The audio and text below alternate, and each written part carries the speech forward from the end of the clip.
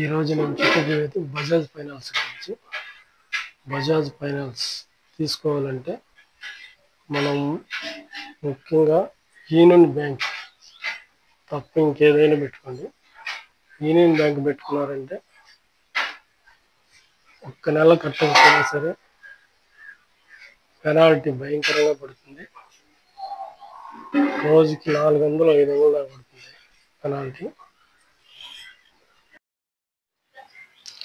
Advance EMI ఎలా కట్టాలో చెప్తాను. ముందుగా ఫోన్పే ఓపెన్ చేసుకోండి. ఫోన్పే ఓపెన్ చేసిన తర్వాత రీఛార్జ్ బిల్ అని ఉంటుంది, దాన్ని సెలెక్ట్ చేసుకోండి.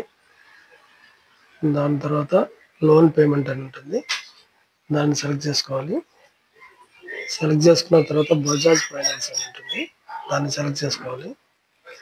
లోన్ నెంబర్ అడుగుతుంది, లోన్ నెంబర్ టైప్ చేసుకోవాలి.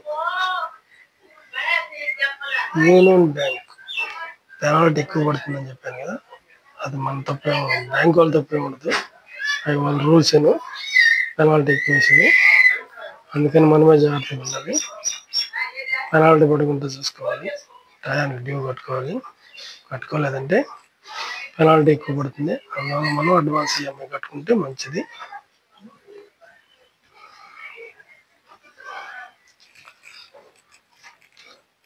టైప్ చేసిన తర్వాత కన్ఫర్మ్ చేసుకోండి. కన్ఫర్మ్ నొక్కితే